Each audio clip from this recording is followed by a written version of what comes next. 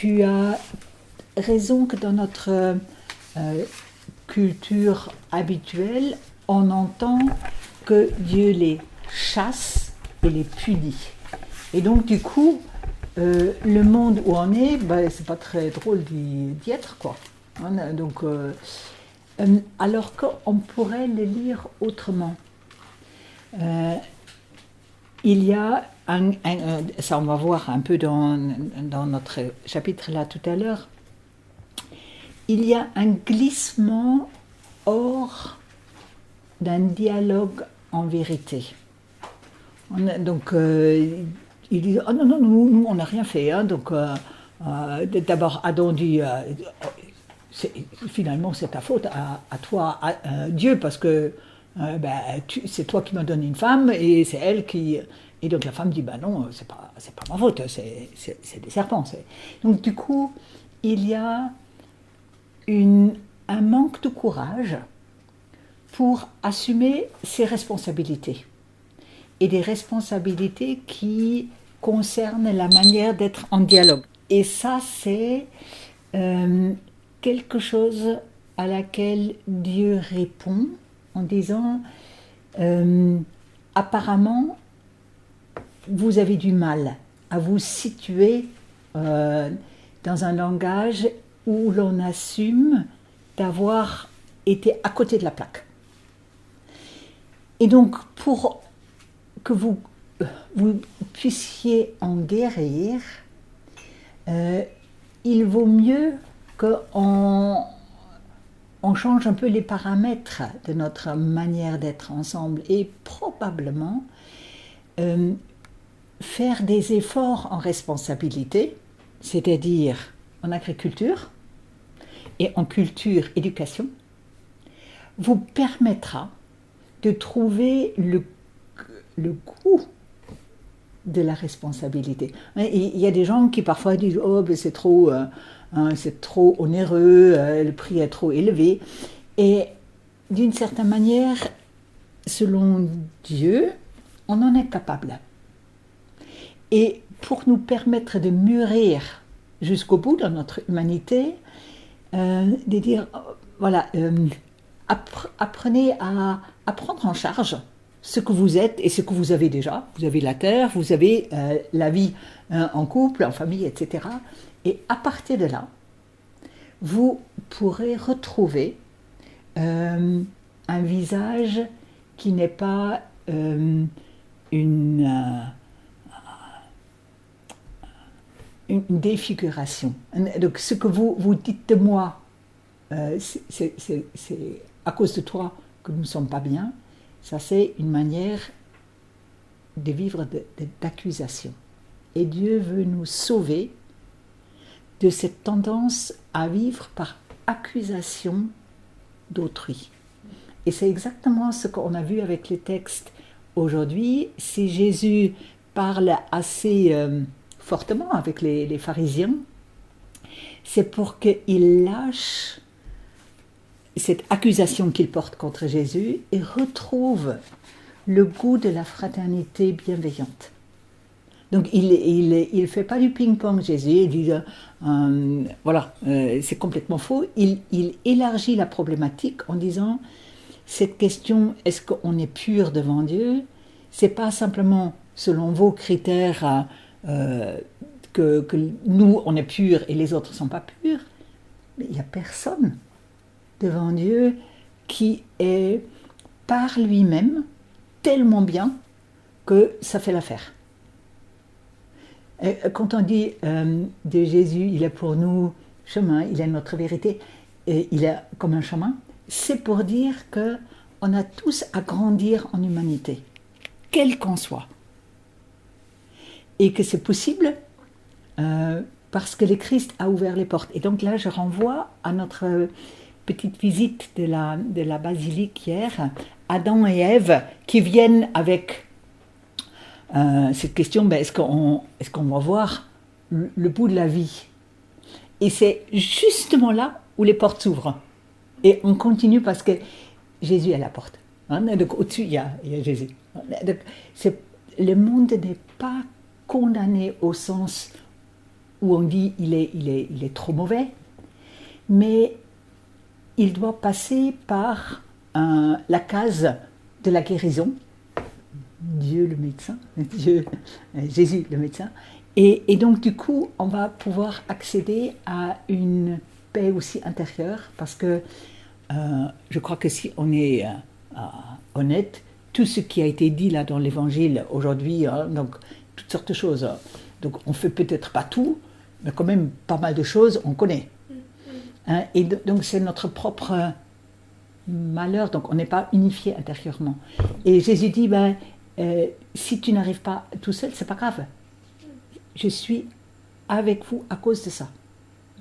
Et donc il ne s'agit pas de condamner le monde, mais de sauver le monde. Donc quand nous entrons par le baptême dans le monde, nous regarderons le monde autrement. C'est plus le truc qu'il faut fuir pour pouvoir être à part. Mais c'est surtout que nous nous rendons compte que nous faisons des défigurations de Dieu avec notre soupçon, avec notre manière de retenir notre confiance. Et il est possible de se laisser entraîner par une certaine contagion. Jésus fait confiance et à Dieu et à la possibilité que l'humain guérisse ou s'unifie ou soit autrement. Donc il ne dit pas de toute façon tout le monde est beau et tout le monde est déjà bien, mais il dit une guérison impossible pour n'importe qui. Et finalement, être disciple de Jésus, ça veut dire que nous partageons un regard de non-jugement au sens d'exclusivité. Donc désormais, je vais seulement fréquenter ceux qui sont comme moi, mais une manière de dire j'interrogerai éventuellement les autres sur telle ou telle manière de faire, parce que donc hier on parlait de Monsanto, je suis absolument pas d'accord avec leur politique, hein. Et ne pas les interroger, c'est être lâche d'une certaine manière. Mais en même temps, je serais peut-être capable de faire la différence entre ce qu'ils font et ce qu'ils pourraient faire. Donc je mets l'espérance dans mon regard quand je les interrogerai, non pas pour dire de toute façon on ne fera jamais rien avec vous, mais pour dire ça serait mieux s'il y avait un changement. Et ça augmenterait l'esprit fraternel dans l'humanité. Alors maintenant j'attends ta contradiction, Sarah. Est-ce que ça correspond un peu à la question que tu te poses ou... En fait, la question du coup que j'ai abordée avec Amaury, c'était qu'ils sont chassés de l'Éden, qui est censé représenter le paradis, la vie comme on la voudrait tous, facile, bien, pour aller du coup dans un monde où la femme va avoir des douleurs pour enfanter, où l'homme va travailler la terre, va être fatigué. Et en même temps, dans la Bible, on retrouve souvent cette vie, je vous l'offre, ce monde, je vous l'offre, profitez-en comme un cadeau. Ouais. Alors qu'en fait, c'est censé être une punition. Non, justement. Donc, tu as déjà des lunettes de la culture et pas de la foi.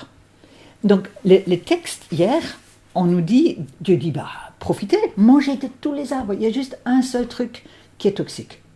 Et notre petit échange hier soir, après notre truc, vous avez bien dit, en fait, ce qui est le plus toxique dans la vie, ça peuvent être des relations, beaucoup plus que la nourriture. Et donc, ne vous laissez pas entraîner par ce qui abîme votre propre identité. Ça vaut vraiment pas la peine. Et donc, c'est pas être chassé, mais avoir des outils pour être préservé de davantage de dégâts. Donc avec Nicolas, on disait après, curieusement, notre psychisme est capable de refaire la même bêtise plusieurs fois. s'il n'y a pas quelqu'un qui nous dit, écoute, je crois que tu t'es trompé là, c'est trop myope si tu cherches que ça. Et ce que nous recherchons souvent comme ça, c'est l'idéalisation de l'enfance. Parce que pendant que je suis enfant, eh ben, les parents prennent en charge tout. Donc c'est un mélange entre notre psychisme, le surmoi et une facilité de la vie et une manière d'être responsable de soi et des autres qui implique l'effort. Donc du coup l'idée que on avait d'abord la vie facile, ça c'est une mythologie qui parle du pays de Cocagne. Et on colle ensemble le pays de Cocagne et le mot paradis. Est-ce que vous l'avez vu hier dans le texte? Non, il n'existe pas. La Bible ne parle pas du paradis. Et aujourd'hui, quand on va en Israël pour aider dans un kibbutz à travailler, ce que j'ai pu faire à un certain moment, c'était écrit « Aujourd'hui, tu travailles au paradis ». Alors j'ai regardé le responsable, j'ai dit « C'est où ça ?» Il dit « Mais c'est le verger là ». Et donc, en hébreu, aujourd'hui, on ne fait pas la différence entre verger et paradis. C'est le même mot. Alors qu'en français, il vaut mieux pas se tromper, quoi. Mais donc, c'est juste pour dire que nous plaquons sur les textes quelque chose qui, en fait, n'y a pas.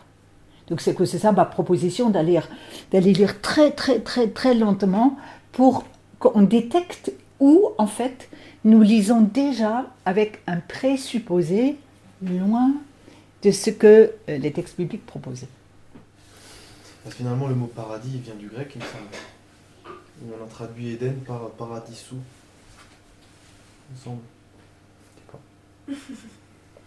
Il parle d'Éden là, mais c'est vrai qu'en finalement on plaque des choses dessus. Parce que j'avais traduit, en devoir, j'avais eu de grec, j'avais eu le chapitre 3, et le mot pour Éden c'était paradisou.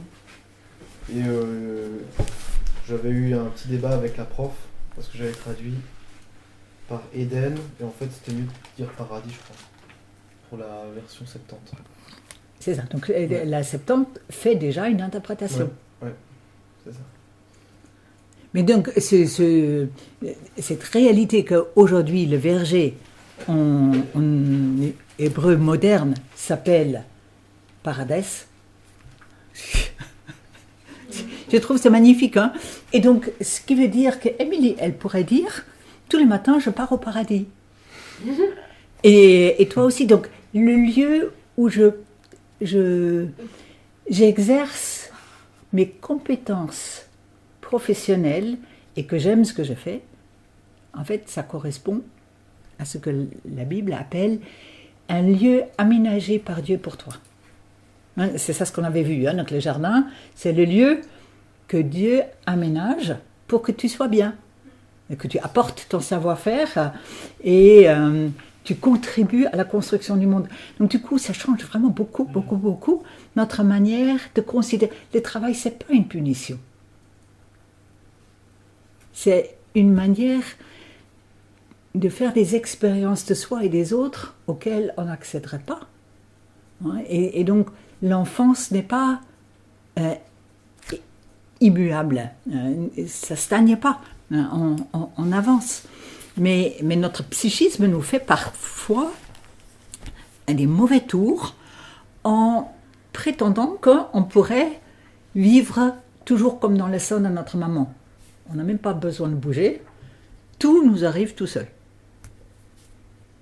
Et donc c'est là où il faut avoir cette possibilité, grâce à un texte comme celui-là, de nuancer d'où vient l'idée que tout serait facile et que, mince, il y en a un qui a fait une gaffe et tout le monde est puni.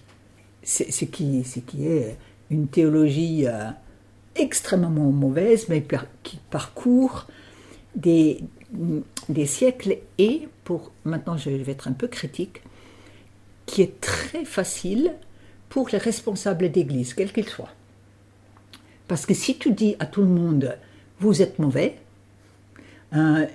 donc occupe-toi de toi-même. Pendant ce temps-là, moi, je prends le pouvoir et la domination, et les gens vont pas rentrer avec moi dans un dialogue d'adultes. Donc la déqualification qui se produit constamment dans notre société a comme conséquence le fait que nous perdons la fibre fraternelle. Hein. Je vais vous donner un exemple.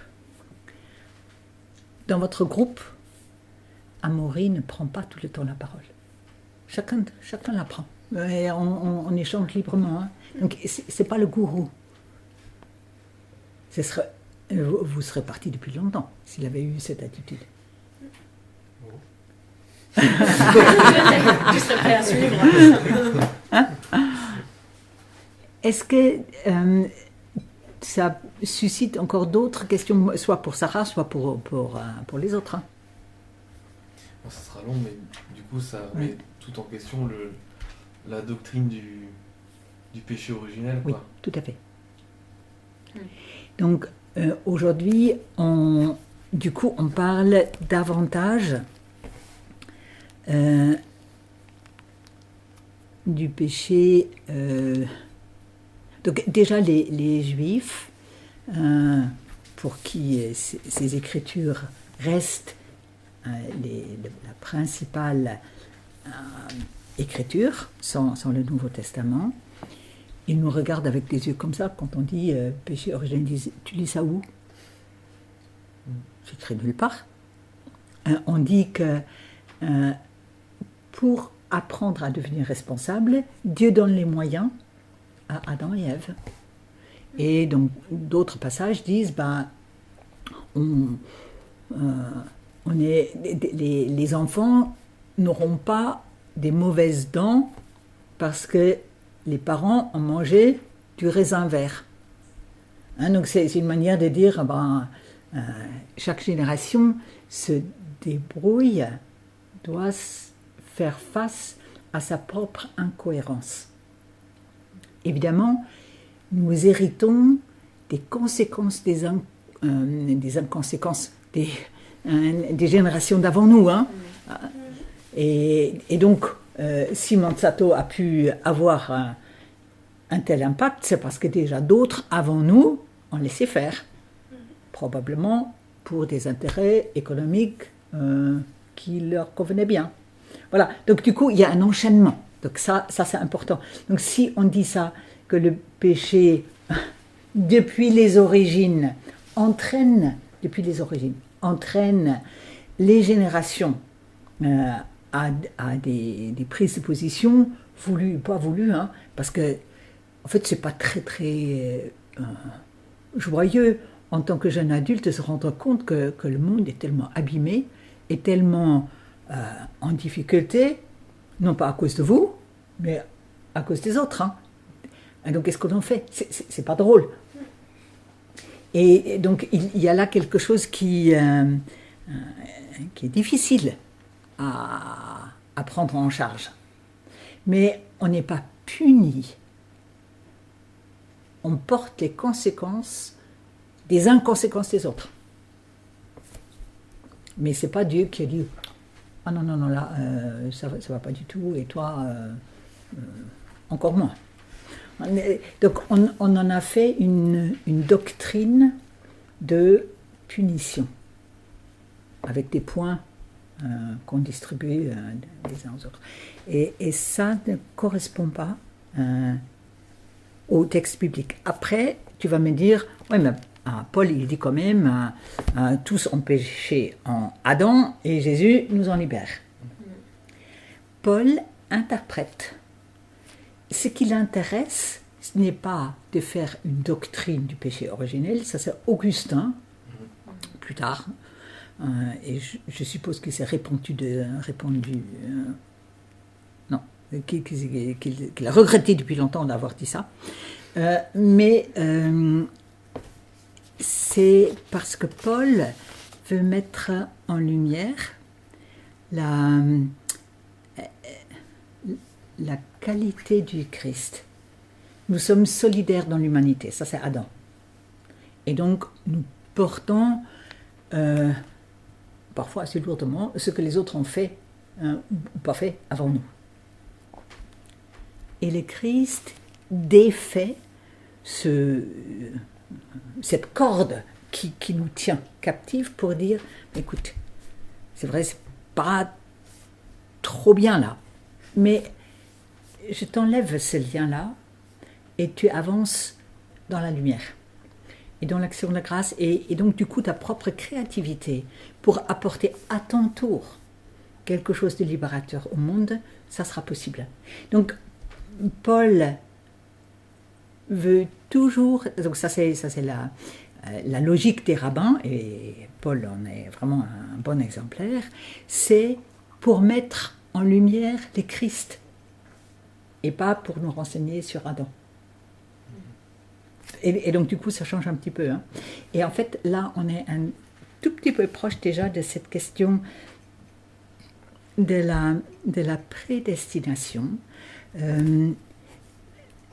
La prédestination, quand Calvin a utilisé le mot, c'est pour honorer le fait que Dieu est vraiment inaccessible pour nous.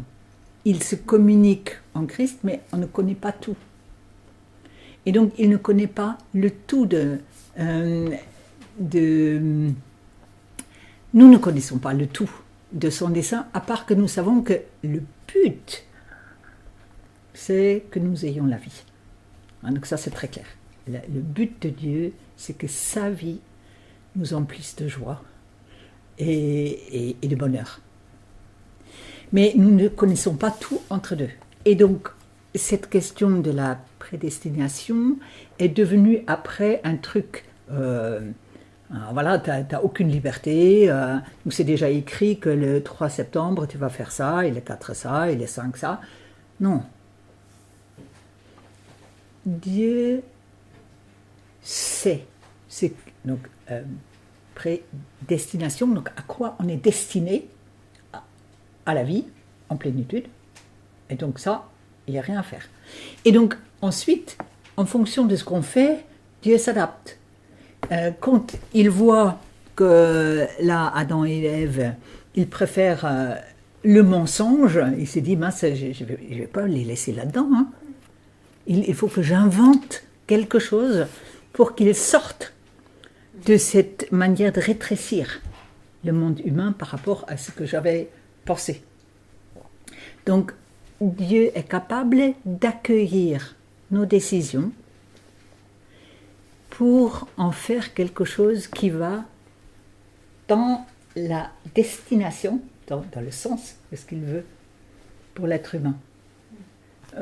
Vous voyez la différence? Et donc là, du coup, c'est un immense soulagement. Hein. Donc, si Dieu est capable, même si ma décision est moyenne, ou peut-être même pas, de me faire comprendre par son esprit que une bifurcation, un changement serait souhaitable, mais il a les moyens pour me le faire comprendre. Soit parce qu'il y a un homme, une femme dont je croise le chemin et qui m'ouvre les yeux et il me dit « Ah oui, c'est vrai, c'est pas exactement comme ça. » Ou parce qu'intérieurement, je le comprends.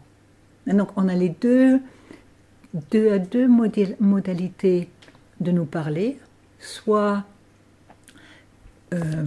sans qu'il y ait un porteur humain pour sa parole, ou que ce soit un homme, une femme qui nous ouvre les yeux sur une dimension qu'on avait perdue de vue.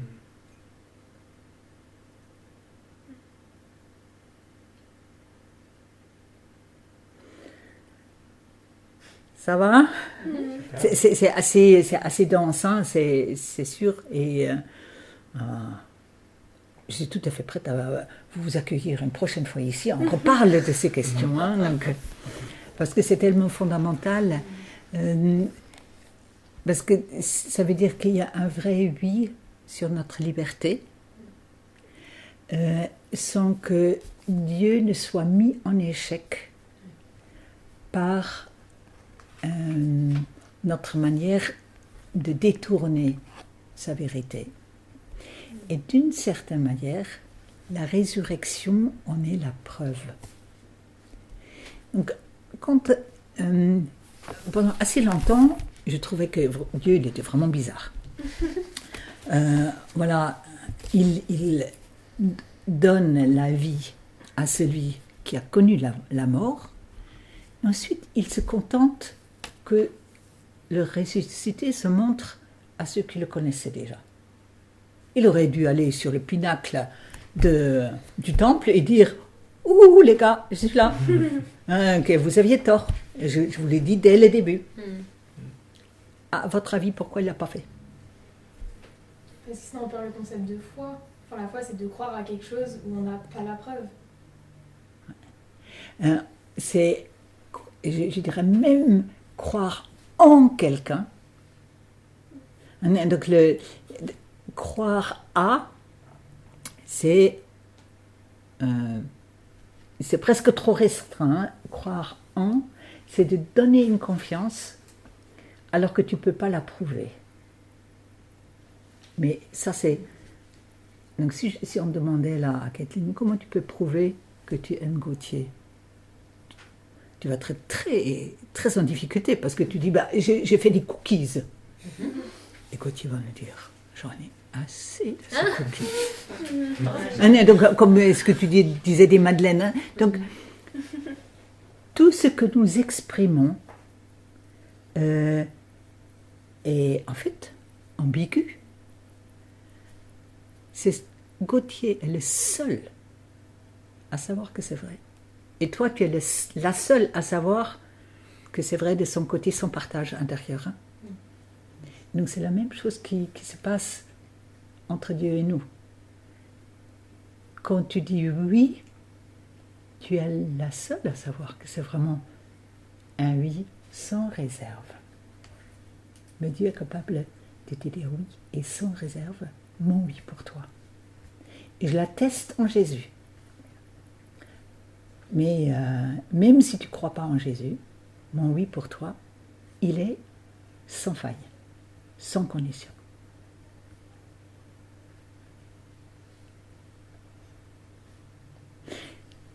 Voilà. Donc du coup, les ressuscités ne se montrent pas comme le grand vainqueur de tous les vainqueurs de notre monde qui ont leur arc de triomphe et autres, parce que ça ne correspond pas à sa manière de se montrer désireux de relations réciproques. Donc la résurrection est quelque chose d'extrêmement humble. Et donc c'est assez souvent reproché aux chrétiens pour dire c'est joli votre truc, mais ça ne tient pas la route, quoi. Et on a besoin de dire qu'il n'y a pas d'objectivité, mais qu'on ne la recherche pas non plus.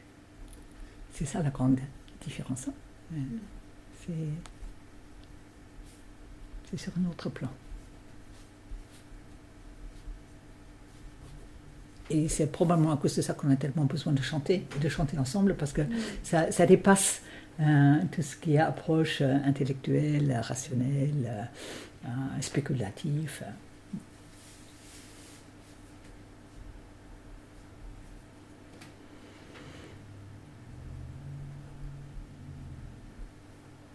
Bon, avec ça en plein milieu de ces textes, même si ça n'a pas l'air. Je vais juste regarder, parce il ne faut pas que ça devienne trop lourd là. Ça va encore? Non. D'accord. Donc, je mets le poulet au four et on continue. En plus, ça fait des mini-pauses comme ça. Ouais, voilà, on digère. Ok, Ouais. ok. Comment que la nourriture terrestre se... En fait, ça... La tâche repas ce midi. Bah ouais, allez, on Fais fait tout faire mon quoi. job. Allez, on fait mon job. Voilà. Alors, où est-ce qu'on s'était arrêté hier? C'était avec Verset 17. Ouais, c'est ça. La mort, connaissance. Oui, c'est ça. Quand les connaissances sont plus importantes que les liens réels avec la parole. Ouais, c'est ça. Marie, ça va ou tu veux qu'on lise le chapitre 2 en entier? Oh, c'est un peu Je long. pense que tu connais. Hein. Ouais, je connais. Quand même. Oh oui, non, c'est bon. En tout cas, de toute façon, là, on rentre dans une nouvelle phase de la narration. Et Gauthier avait déjà fait remarquer hier, et c'est quand même drôle, jusqu'à maintenant, au chapitre 1, on avait tout le temps entendu que Dieu, il fait quelque chose, il regarde et il dit « classe, top, super ». Et là, on dit eh ben, pas super, pas bon. C'est pas bon que l'homme soit isolé, et soit isolé face à moi. Tout seul, il n'est pas possible de comprendre cette invitation à une vie pleine. Et je trouve que c'est magnifique parce que c'est une manière de nous prendre au sérieux dans notre corporéité. J'ai cru comprendre que plusieurs parmi vous ont vraiment fait des bonnes expériences d'être amoureux de quelqu'un, aussi des expériences limitées ou limitantes. Mais vous avez du coup expérimenté quelque chose qui a une très forte dynamique intérieure. Donc, aimer et se laisser aimer nous transforme d'une certaine manière. Et donc, c'est malheureux si ça ne va pas aussi loin qu'on avait espéré, mais on peut toujours mettre un terme à une relation. Mais on peut aussi dire c'est tellement satisfaisant qu'on aimerait que ça continue pour toute une vie. Et ça, c'est vraiment quelque chose où, à nouveau, vous engagez votre vérité personnelle et ensemble à partir de Dieu. Donc, le fait que Dieu dise faut pas être isolé pour être en ma présence. Donc vous allez me dire, mais tous les gens qui vivent un célibat en communauté, je ne sais pas quoi, mais ils choisissent la communauté. Donc ils choisissent une autre forme relationnelle que celle du couple. Mais c'est aussi une manière de ne pas être seul, isolé. Et pourquoi est-ce que c'est si important ? Si on est tout seul, on ne peut parler qu'à son miroir. Et ça ne stimule pas vraiment. Hein. Donc, il y a quelque chose où ça tourne en rond. Et si l'autre en face de vous ne fait que le miroir, ben la relation, elle est morte. Hein. Et donc, Dieu dit, non, pas ça. Et donc, ça peut arriver sur le chemin d'un couple, d'arriver à un point où la parole n'est plus un stimulateur pour aller plus loin. Et donc, parfois, je ne sais pas comment toi tu es dans ton ministère, mais ça m'est arrivé de conseiller à un couple où les deux sont malheureux comme tout, que ça ne va pas plus loin, de dire, choisissez plutôt 2 lieux physiques différents pour y habiter, que de vous faire mal en étant sous le même toit. Donc, il y a quelque chose à sous-peser chaque fois. Donc, mais ici, on est dans une narration un peu marrante quand même. Hein. Donc, je vais lui faire une aide. Donc, c'est du suspense complet. Et donc, le suspense est soutenu par le fait que Dieu fait les bêtes. Est-ce que, c'est une manière de dire, est-ce que le travail est suffisamment un lieu de mûrissement, pour grandir, etc., pour être ce lieu d'accomplissement qu'on recherche, accomplissement de soi. Et donc le texte dit, mais non. les, donc les bêtes, c'est le lieu du travail. Hein. C'est pas là. C'est un lieu d'investissement, d'investigation aussi. Donc l'homme doit donner les noms, donc ça veut dire connaître, maîtriser, classifier, donc exactement ce que font les chercheurs scientifiques. Hein. Donc ça, on peut le faire, mais est-ce que ça donne un accomplissement dans la vie? Le texte dit non. Le savoir, ça sert à quelque chose, mais ça ne donne pas ce va-et-vient que Dieu, le texte ici, appelle une aide. Et donc, du coup, on est amené tout de suite à préciser que l'aide ici ne veut pas dire quelqu'un qui fait le ménage et la lessive pour toi. Aide, ça veut dire quelqu'un qui peut te dire non, N-O-N. Parce que toi, tu te prends évidemment pour un dieu. Hein. Bah, bien sûr, je le suis aussi. Hein. Et donc, ta femme, elle va te dire c'est plus complexe. Voilà.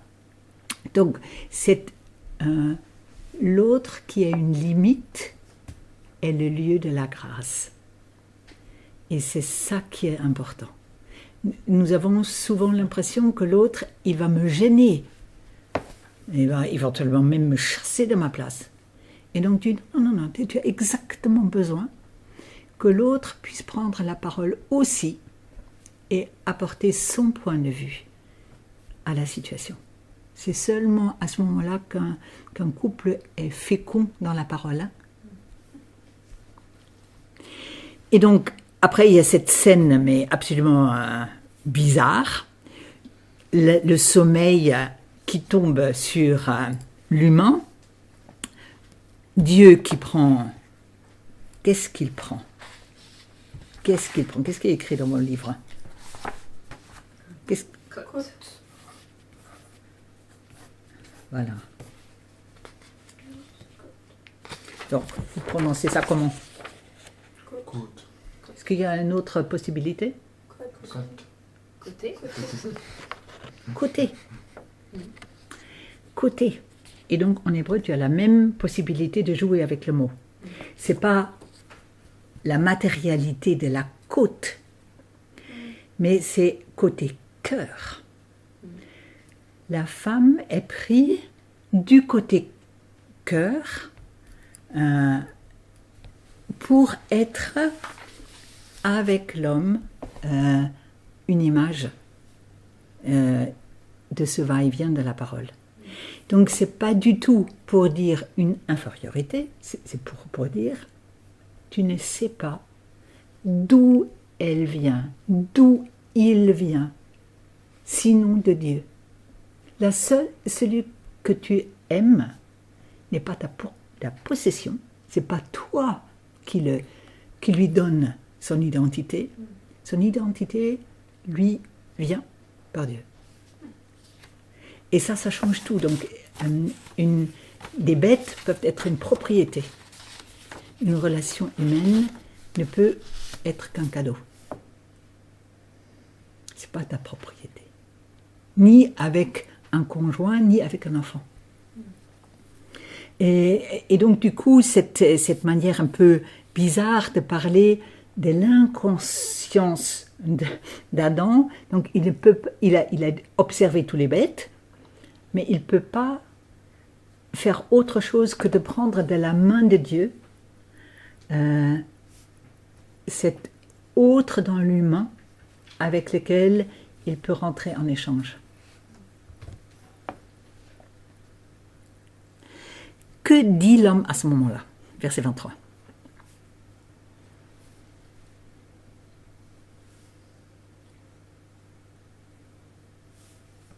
Marie, tu nous lis le verset, s'il te plaît. Et l'homme dit, cette fois c'est l'os de mes os, la chair de ma chair. C'est elle qu'on appellera femme, car elle a été prise de l'homme. Voilà. Donc il y a un cri d'émerveillement qui est à l'origine de la réalité de cette femme. Oui, Dieu. Est-ce que l'homme mentionne Dieu? Non.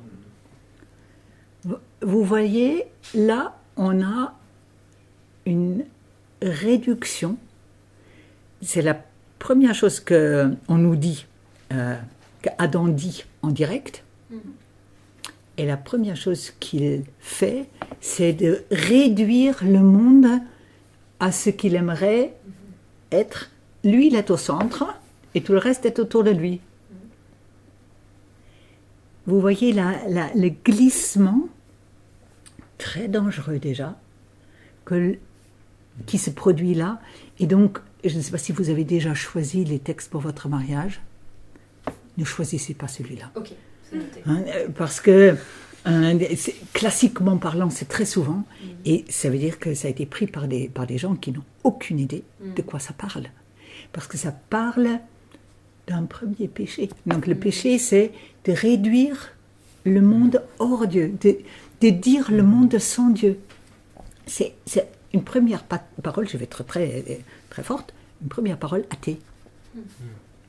Donc il a beau croire en Dieu, hein, mais dès qu'il s'agit de parler de ce qui est à l'intérieur de notre monde, Dieu n'y est plus. Et c'est vraiment ça qu'il y a à retenir. Elle est os de méso. Non, elle est prise dans le désir créateur de Dieu.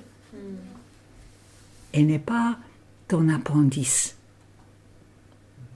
Et on l'appellera femme car c'est de l'homme qu'elle a été prise.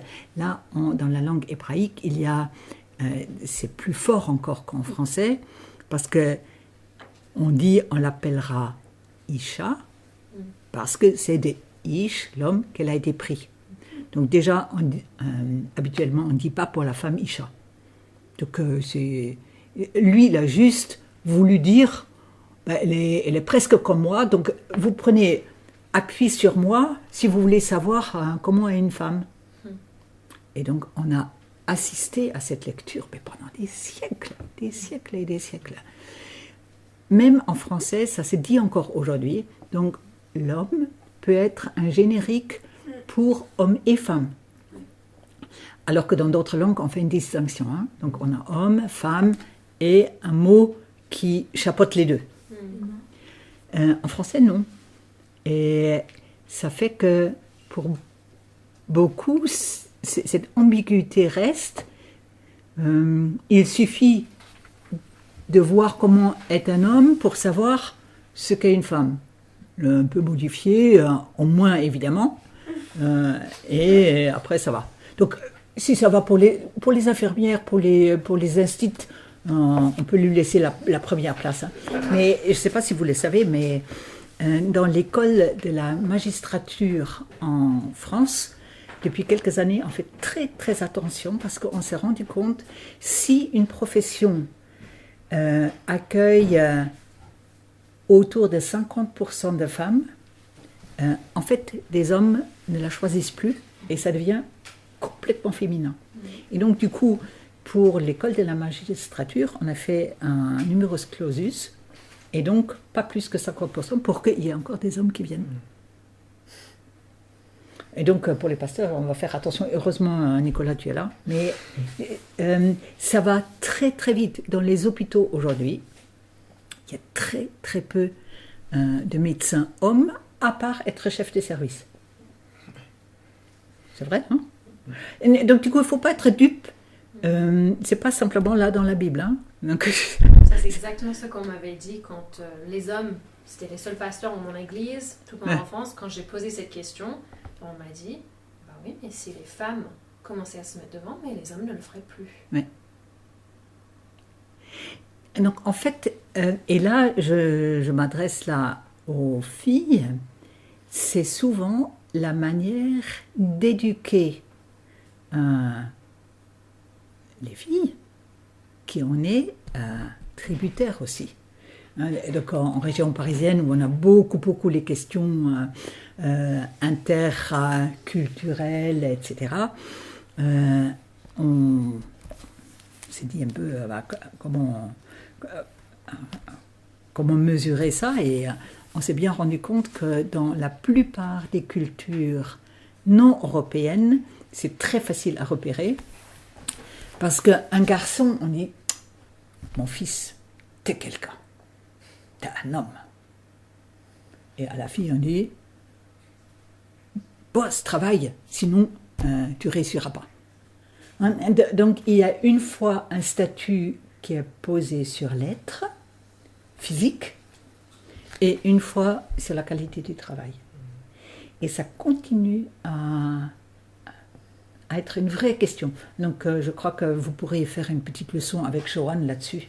Elle a certainement des choses à dire sur ces regards qui font partie de ces bagages qui ne sont pas toujours très très heureux. Voilà, mais c'est surtout ce qui m'intéresse ici, c'est cette manière de mettre très doucement Dieu à la porte. Puisqu'on est bien à deux là maintenant, on n'a plus besoin de lui. Ça fonctionne. On a notre boulot, on a notre affectivité. Qu'est-ce que tu veux de plus?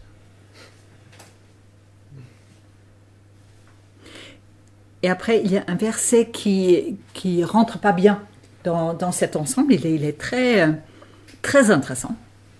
Marie, tu nous le lis aussi. C'est pourquoi l'homme quittera son père et sa mère et s'attachera à sa femme, et ils deviendront une seule chair. Voilà. Donc, on oublie le premier mot. Aussi, c'est pourquoi, etc. C'est une sentence qui a été artificiellement rattachée ici. Mais ce qui est intéressant, c'est que l'homme doit renoncer à quelque chose pour pouvoir rentrer en couple. Et pourquoi on dit l'homme? Parce que donc ici on dit l'homme quittera père et mère, alors qu'on sait très bien qu'il continue à habiter là où sont les parents. C'est la femme qui aménage chez lui. Donc c'est elle, physiquement parlant, c'est elle qui doit quitter le lieu parental.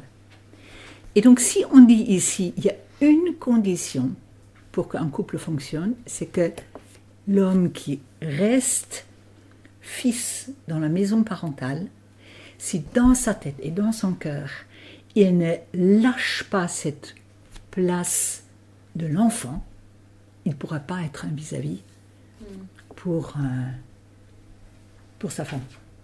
Donc il y a un vrai travail psychologique à faire par, et donc aujourd'hui nous dirons par tous les deux, donc d'estimer que la place qu'on avait jusque-là, être fils ou fille, est la seule chose qui importe. Donc la verticalité des générations qui se suivent doit faire place à l'horizontalité. Donc, et autrefois, je ne sais pas si tu l'as connu, la liturgie de mariage du côté protestant avait évidemment la partie engagement de l'homme et de la femme, mais on avait une partie où les parents devaient s'engager à ne pas se mêler des affaires de leurs enfants. Et ça m'est arrivé d'avoir un couple où c'était vraiment une grosse difficulté parce que les parents se mêlaient tout le temps. Et donc, ils m'ont dit, Agnès, tu ne peux pas le remettre dans la liturgie. Ils ne vont pas savoir que habituellement on ne le fait plus. Mais... Et donc, du coup, on a intégré à nouveau, on a fait promettre aux parents de donner indépendance et liberté dans les décisions. C'est beau, hein? Mais ça parle un peu de ce monde agricole où on sait très bien qu'il y a constance des générations sur une exploitation, et c'est tout à fait normal, mais ça n'empêche que dans ta tête et dans ton cœur, donc devant Dieu, tu déménages, et chacun déménage. Et quand il y a, vous avez tous suffisamment déménagé pour savoir que ça change le regard sur la vie. Et donc, il y a vraiment quelque chose à laquelle on renonce. Mais est-ce que la relation en vaut la peine ou pas. Ça permet aussi de dire, ça ne veut pas dire qu'on ne soit pas triste que voilà, c'est changé, mais c'est de pouvoir l'assumer. Et donc on nous dit après, ils deviennent une seule chair. Très très souvent, on l'a interprété comme l'acte sexuel. Pas du tout ça. Ils sont capables des dialogues qui sonnent à l'unisson, éventuellement à 2 voix, mais accordées. Et c'est ça qui permet aux enfants de grandir dans la confiance. Si les parents se contredisent en présence des enfants, bonjour les gars. Hein? Donc que les dialogues soient suffisamment fermes, et vraiment la parole va dans les 2 sens pour ouvrir un espace qui permettrait à un 3e, 4e, 5e membre de la famille qui arrive avoir sa propre parole. Donc on ne te demande pas de devenir un copier-coller de papa ou de maman. Mais la tendance peut être, voilà, donc ça c'est mon enfant, ça c'est ton enfant. En échange, donc si mon enfant fait des bêtises, c'est le tien. Hein. Donc t'as vu ce que ton fils a fait. Wow. C'est ce qu'on fait avec le lapin. Ouais. Quand il fait des bêtises, c'est le sien. C'est le sien, voilà. Donc la tendance qui nous habite va toujours dans ce sens-là. J'ai envie qu'on s'arrête là. Parce qu'on est au bout de ce chapitre et on aura encore le temps d'aller plus loin dans la lecture, mais je trouve que c'est déjà assez dense pour ce matin. Et pose des questions magnifiques. Hein. Donc, ne te réfugie pas dans le travail. C'est pas là où ce que Dieu veut pour toi s'accomplit. Tu peux l'aimer, mais pas... Hein, donc, comme tu fais... tu es vachement engagé dans ton travail, mais vachement engagé dans l'Église aussi. Hein? Donc tu sais mesurer l'un avec l'autre, l'un pour l'autre. Et ça, c'est vraiment très important. Moi, j'aime bien cette idée que le travail, c'est aussi à l'inverse ce que Dieu veut que je fasse de bien sur la terre. Je ne sais plus comment tu l'as très bien formulé, mais... Mais c'est ça, c'est pas juste une occupation et c'est surtout pas une punition. Mais qu'est-ce que ça veut dire quand t'aimes pas ton travail? Il faut changer. Oui, en fait, je trouve que ça nous interroge vraiment comme Église aussi. Qu'est-ce qu'on fait pour que le travail tel qu'il est organisé puisse correspondre à quelque chose qui permet à quelqu'un d'être fier de pouvoir faire ça. Etc. Donc, il y a plusieurs choses. Il y avait comme on les appelle aujourd'hui, un agent de la municipalité qui nettoyait la rue devant le temple. Et donc chaque fois qu'il me voyait sortir du temple, il rentrait en dialogue. Il était super fier. Et moi je lui dis voilà, merci beaucoup, parce que du coup, on a envie de rentrer, votre travail. Et donc, du coup, il faisait exprès d'attendre que je passe. Parce qu'il était tellement en manque d'un regard sur son travail. Lui-même, il aimait bien ce qu'il faisait. Il dit, vous vous rendez compte, avec ça, je peux nourrir ma famille qui est restée au pays. Et peut-être il y en a qui peuvent aller à l'école, du coup. Voilà, donc pour lui, c'était vraiment une ascension, mais hyper importante, d'avoir pu accès à ce travail loin des siens. Mais il avait l'impression qu'autour de lui, il y avait juste les gens qui faisaient le détour pour ne pas rentrer dans son balai, quoi. Donc du coup, ça nous pose vraiment des questions, et peut-être des choses à changer. Donc si quelqu'un de vous a envie là, prochainement de devenir président de la République, je suis pour. Hein. Je veux dire, il y a des lieux décisionnels qui sont très très importants Si on arrive à les calquer là-dessus. Et c'est sur ce point-là, donc je ne vais pas faire un pub particulièrement pour telle ou telle personne ou groupe, mais avec Madame Merkel, on sent bien qu'elle est portée par des convictions intérieures dont elle essaye de tenir compte dans les décisions politiques pour l'Europe, pour le monde. Et donc, c'est plus ou moins réussi selon le regard qu'on peut avoir. Hein. Mais en tous les cas, elle n'est certainement pas une personne qui va changer des discours parce que ça va apporter un avantage personnel pour elle. Alors que je crains qu'en Europe, il y en a d'autres. Voilà.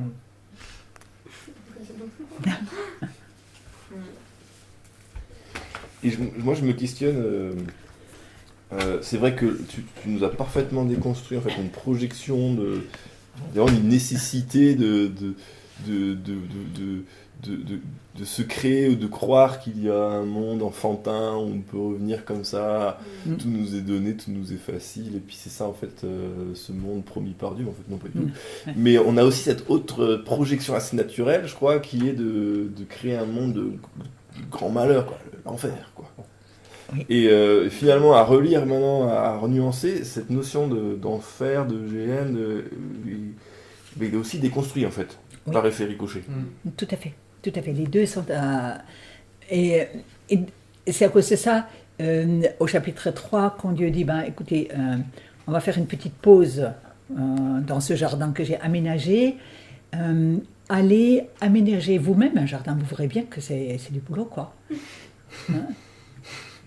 Et donc, à partir de là, vous apprécierez davantage. Donc, ce n'est pas le monde du malheur, comme on avait déjà dit. Et la condamnation de la GN, est-ce que vous savez ce que c'est la GN, physiquement parlant? Là où il y a des grincements dedans. C'est tout ce que je sais. Ouais, ce que dit la Bible, mais Jérusalem a une GN. Et en fait, Jérusalem est construit un peu comme Vézelay, sur une colline, avec un côté extrêmement abrupt. Et donc, il n'y avait pas encore les services des poubelles. Donc du coup, qu'est-ce qu'on fait avec les déchets? Donc on les balance là où ça tombe le plus à pic pour ne pas avoir les inconvénients des odeurs, et après on met le feu en bas. Donc la GN, c'est le feu qui est en bas des remparts pour détruire les déchets. Et donc, parfois, quand on dit la GN dans le feu ne s'éteint jamais, c'est normal, hein? Toujours des déchets.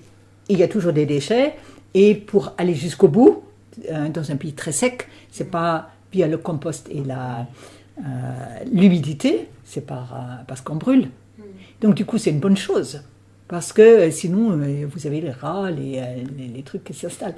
Donc, en fait, c'est dans cette image-là, quelque chose d'extrêmement positif. On a en français une drôle d'expression, c'est mettre les choses sous le tapis. Qui de vous a déjà nettoyé son appartement de cette façon-là? Celui des autres. Oui, c'est ça. Donc du coup, en fait, ça... Ouais, c'est parfait. Et donc c'est ça, j'ai pas de papier. Hein. Oui, mais non, voilà. Mais en fait, on comprend parfaitement bien ce que ça veut dire. On cache ce qui est immonde. Et là, on dit, mais non, on ne le cache pas. Mets-le à l'endroit, pour les immondités, il y a un endroit. Et ça peut brûler tranquillement là. Mais ne trimballe pas avec tout ce qui te pourrit la vie, quoi. Ah ouais, sinon on ira à la GN dans le sens où c'est nos déchets qui vont nous amener là-bas. C'est tes échecs qui te pourrissent la vie pour toujours. Donc, allez, de grâce. Faut s'en débarrasser. Ouais. Et donc, du coup, la GN, c'est pas du tout ce à quoi on pense d'abord avec les grincements dedans. Donc, sauf que, justement, si tu gardes tout ça comme sous le tapis en toi, Donc tu finis par claquer des dents, tellement tu as froid, un effroi de vie, tu t'en sors pas. Comment ça s'écrit? G-E-H-E-2-N-E. Et donc c'est le nom de ce petit vallon où on jette les choses. Aujourd'hui, à Jérusalem, ils ont aussi inventé les camions poubelles, etc. Mais il faut savoir ça pour pouvoir dédramatiser cet effroi en nous. Je pourrais aboutir au fait partie du rebut du monde, quoi. Mais maintenant, j'ai une nuance, quand même. Une nuance, c'est une remarque, c'est... Dieu il nous appelle aussi à supporter en fait les souffrances des gens et des choses comme ça, et on peut pas mettre toutes les souffrances des gens à la poubelle et vivre une vie idyllique en tout jetant tout à la poubelle, quoi. Ouais. Comment on fait pour... Je pense que la première chose, c'est de faire la différence entre les déchets et les souffrances. Les souffrances ont des origines très multiples. Donc une souffrance, ça peut être le fait de ne pas... donc je pense à une jeune femme qui est religieuse, mais elle est née sans bras et sans jambes. Donc il y a eu des moments où des mamans un peu nerveuses prenaient des tranquillisants, et en fait ça aboutit à des malformations congénitales extrêmement graves. Donc, c'est la faute à qui? À personne. Et tu ne peux pas jeter ni l'enfant, ni la difficulté qui s'ensuit. Et cette femme, elle a une joie de vivre, c'est absolument extraordinaire. Et donc, elle est dans une communauté en région parisienne où je donne des études bibliques depuis de longues années. Et donc, quand elle vient à la prière, elle vient évidemment en chaise roulante, électrique, parce qu'en fait, elle a des moignons ici, et avec deux sortes de bras. Et donc, elle arrive à diriger son petit chariot, comme ça. Évidemment, comment est-ce qu'elle peut tenir un livre pour les psaumes, etc., comme on en a eu là tout à l'heure? Pas possible. Qu'est-ce que les sœurs ont inventé alors? Elle a tout sur tablette. Et donc elle arrive à faire ça sur tablette. Elle est l'économe de la communauté. Donc du coup, elle dit, c'est le regard de mes parents qui m'ont donné ma dignité, alors que mon entourage a toujours eu un regard de pitié. Mais s'il y a juste de la pitié, moi je ne peux pas grandir, je ne peux pas vivre. Moi j'ai besoin de gens qui me prennent au sérieux, indépendamment du visuel. Donc il y a des souffrances qui sont à assumer, et où nous pouvons nous aider les uns les autres, mais ce n'est pas à jeter. C'est à jeter la liste des choses que Amaury a lues là dans le texte de l'Évangile ce matin, la jalousie, l'orgueil, vouloir être le meilleur, disputer, voilà, tout ça, ça c'est pour la GN. Donc, allez. Mais il y a des souffrances qui sont apportées ensemble. Et donc, du coup, ça demande le temps d'écouter aussi. Toi, tu souffres de quoi? Est-ce que si tu souffres de ne pas être président de la République, ben, je peux juste te dire, ça va être éternel ou tu changes dans tes aspirations. Si par contre c'est lié à quelque chose qui physiquement parlant est difficile, qui psychiquement est difficile. Donc vous vous rappelez, on a rencontré ce petit frère Jean. Je ne sais pas si vous avez vu hier, il sortait de l'église. C'est ça. Ouais. Donc lui, il a trouvé ici un village. Donc il était en clinique psychiatrique, évidemment, très très longues années de sa vie.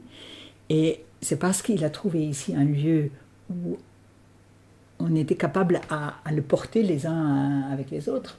Donc du coup, là, c'était possible, parce qu'on fait communauté, de lui donner une place. En fait, le seul lieu où il est le mieux accueilli, c'est chez les franciscains, ça ne vous étonnera pas. Il y a une paroisse orthodoxe ici, mais qui ont du mal. Et là-haut, à la basilique, les frères qui sont là, ils ont aussi du mal. Et donc c'est vrai, c'est un personnage... vaut mieux avoir une petite idée des maladies psychiatriques, mais ça n'empêche pas d'accueillir. Est-ce que ça va pour toi ou tu... Il y a aussi pas mal de choses par rapport aux relations ou des choses qui sont difficiles à porter. Ou souvent dans les discussions, on dit si ça va pas, tu jettes tout à la poubelle, tu pars. Il y a des gens avec qui on ne peut pas les supporter dès le premier regard. Et ça rejoint aussi la catholicité, justement, où comment on fait si on ne peut pas blairer quelqu'un. Ça peut être une souffrance et ça peut être aussi un... donc, on peut pas le jeter non plus, mais c'est souvent ce qui nous est conseillé. Dans des discussions, on dit, cette personne, vaut mieux pas... Vaut mieux pas les fréquenter, des choses comme ça. C'est là où il y a une dimension dont on n'a pas encore beaucoup parlé, c'est notre affectivité. Affectivement parlant, nous ne sommes pas pareillement bien avec tout le monde. Et donc, c'est à prendre au sérieux et pas à confondre. L'amour du prochain, c'est pas nécessairement l'affectivité ressentie pour le prochain. Mais est-ce que tu lui reconnais une dignité? Est-ce que tu penses qu'il a un avenir? Est-ce que tu lui fais des croche-pieds? Ou est-ce que tu peux prier pour lui? Et donc, dans ce domaine-là, Jésus va plus loin. Il va même jusqu'à dire, est-ce que tu peux prier pour ceux qui te veulent du mal, tes ennemis? Ça, c'est vraiment l'extrême. Parce que ça veut dire que notre affectivité, elle est réelle, mais ne doit pas devenir un obstacle devant Dieu. Donc je peux tout à fait, et parfois j'ai besoin de me protéger. Parce qu'on a des gens autour de nous qui sont un peu envahissantes, ou qui sont carrément dans la manipulation, dans la perversité. Et c'est très important de bien distinguer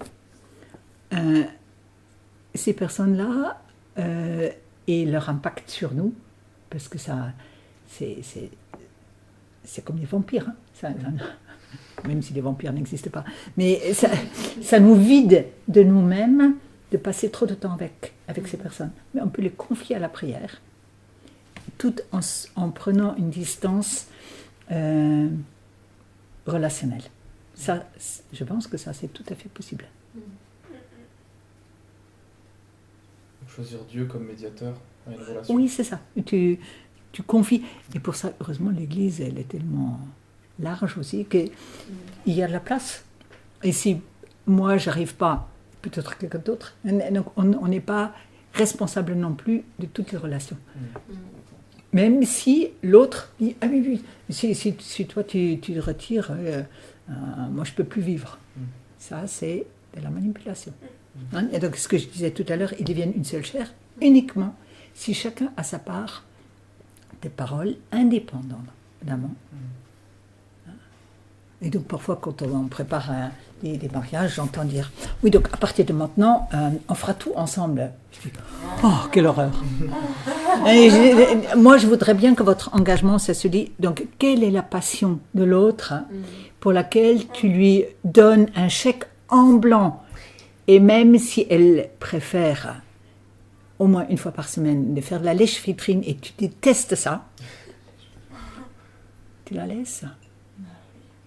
Parce que toi, tu seras avec ton foot, non? Ça ne va surtout pas être le foot.